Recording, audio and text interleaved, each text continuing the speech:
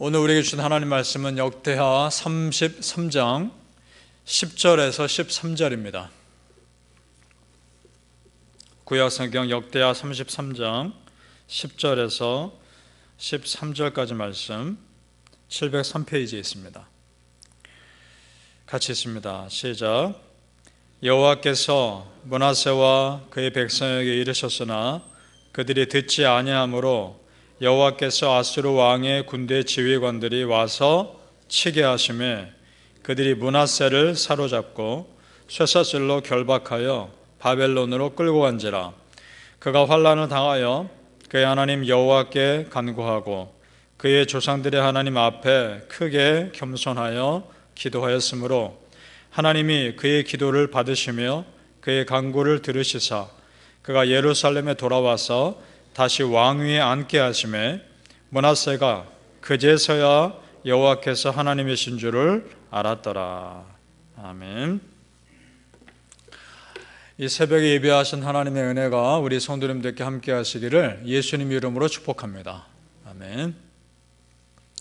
오늘 우리가 읽을 말씀의 내용은 굉장히 특별한 케이스입니다. 거의 불가능한 일이 일어난 경우입니다. 유다의 므낫세 왕이 아수르와의 전쟁에서 패합니다.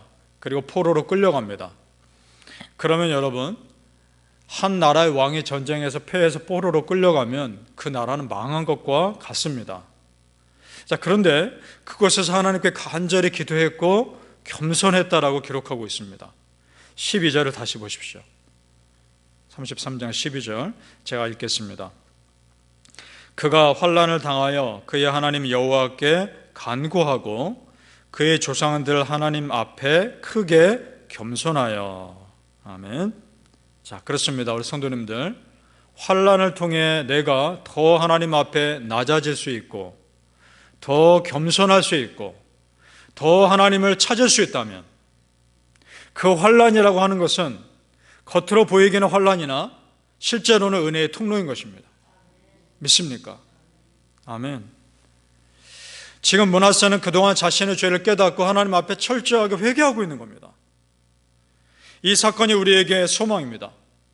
그랬더니 어떤 일이 일어납니까? 포로로 끌려갔던 왕이 그 나라로 다시 돌아옵니다. 그리고 다시 하나님께서 그를 왕으로 세우십니다. 이건 불가능한 일입니다. 그런 일이 일어납니다. 먼저 므낫세를 살펴보죠. 어떤 사람인지. 우리가 알고 있는 믿음의 사람 히스기야 왕의 아들입니다. 히스기야 왕은 얼마나 훌륭한 사람입니까? 물론 부족한 것이 있었지만, 그런데 이 아들 므낫세는 아버지의 믿음의 길을 따라가지 않습니다. 이것이 참 아이러니입니다. 풀리지 않는 숙제입니다. 그래서 우리가 믿음의 자녀들을 위해서 계속 기도해야 할 이유이기도 합니다. 그가 어떤 악한 일을 했는지 보죠. 3절을 보시기 바랍니다. 33장 3절 제가 있습니다. 그의 아버지 히스기야가 헐어버린 산당을 다시 세우며 바알들을 위하여 제단을 쌓으며 아세라 목상을 만들며 하늘의 모든 이로의 성신을 경배하여 섬기며. 그렇게 히스기야가 없애려고 했던 산당을 다시 세웁니다. 그러니까 그 유다 땅에 혼합종교가 다시 들어오기 시작합니다. 7절을 보십시오. 7절 앞부분만 제가 읽겠습니다. 7절 또 자기가 만든 아로색의 목상을 하나님의 전에 세웠더라. 아멘. 자, 여러분 보세요. 하나님을 예배하는 성전에 그가 만든 우상을 세웁니다. 여러분, 이 예배당에 우상이 세워진 겁니다. 상상해 보십시오. 왕으로서 하지 말아야 할 선을 넘어버린 겁니다. 자, 그랬더니 어떻게 되나요? 성경은 한마디로 그를 이렇게 평가합니다. 9절 말씀 같이 읽겠습니다. 9절 말씀 시작. 유다와 예루살렘 주민이 므낫세의 꾀임을 받고 악을 행한 것이 여호와께서 이스라엘 자손 앞에서 멸하신 모든 나라보다 더욱 심하였더라. 아멘. 왕의 꾀임을 받았다라고 표현합니다. 그러니까 므낫세 왕이 백성들을 꾀어서 오히려 악한 길로 이끌고 있다는 거죠. 그랬더니 결국 아수르에게 패하며 그는 포로로 끌려갑니다. 물론 하나님께서 무조건 므낫세의 죄에 대해 무조건 심판만 하신 것이 아닙니다. 선지자들을 끊임없이 보내셨고 회개의 메시지를 전하셨습니다. 그걸 안 들은 겁니다. 우리 성도님들, 은혜의 기회가 있을 때, 회개할 기회가 있을 때 꼭 그 기회를 붙잡으시길 바랍니다. 그리고 하나님 앞에 항상 바로 서시기를 축복합니다. 아멘. 믿는 사람과 믿지 않는 사람의 차이가 뭘까요? 믿는 사람은 죄를 안 지으며 믿지 않는 사람은 죄를 짓는 것일까요? 전혀 그렇지 않습니다. 우리를 보면 알지 않습니까? 믿는 우리도 죄 지을 수 있습니다. 하루도 몇 번이고 마음과 생각으로 실제 삶에서 죄 지을 수 있습니다. 그러면 믿는 사람과 믿지 않는 사람의 차이가 뭡니까? 그것은 하나님 앞에서 자기의 죄를 회개할 마음이 있느냐의 차이인 겁니다. 믿습니까? 여러분 회개할 수 있습니까? 므낫세는 하나님 앞에서 간절히 회개하고 있는 겁니다. 그렇다면 적어도 그 사람은 하나님 앞에 그만큼의 가난한 심령이 있는 겁니다. 그 가난한 심령 때문에 구원받습니다.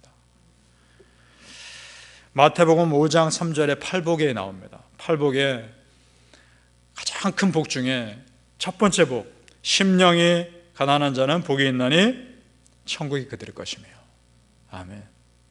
바라기는 성도님들, 가난한 심령으로 하나님께 은혜를 구할 때 세상에 줄 수 없는 천국의 용서와 천국의 은혜가 우리 성도님들께 임하시기를 예수님 이름으로 축복합니다. 아멘. 자, 여러분, 우리가 죄된 삶을 살았다는 것은 참 안타까운 일이지만 그 죄된 삶에서 돌이킬 수만 있다면 아직 우리에게 남은 삶을 아름답게 바꿀 기회가 있습니다. 아직 남아 있습니다. 13절을 보시겠습니다. 우리 같이 읽습니다. 13절 시작. 기도하였으므로 하나님이 그의 기도를 받으시며 그의 간구를 들으시사 그가 예루살렘에 돌아와서 다시 왕위에 앉게 하심에 므낫세가 그제서야 여호와께서 하나님이신 줄을 알았더라. 아멘. 그제서야 알았더라. 성도님들, 늦게라도 하나님이 나의 하나님이시며 진실한 하나님이심을 알면 그것이 은혜입니다. 아멘.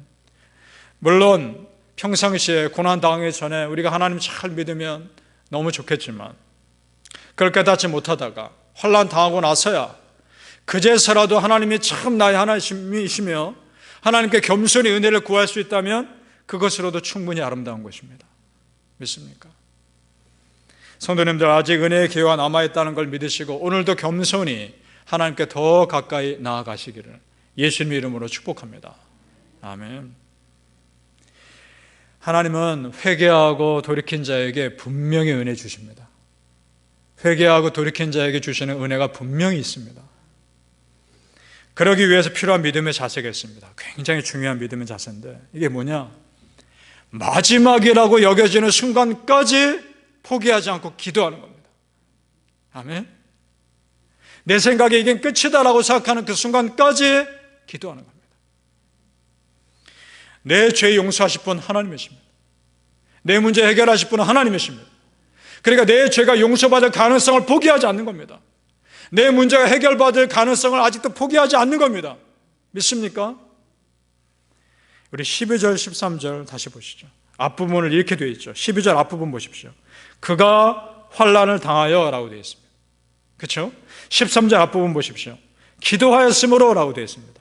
합치면 그가 환난을 당하여 기도하였으므로 이렇게 되어 있습니다.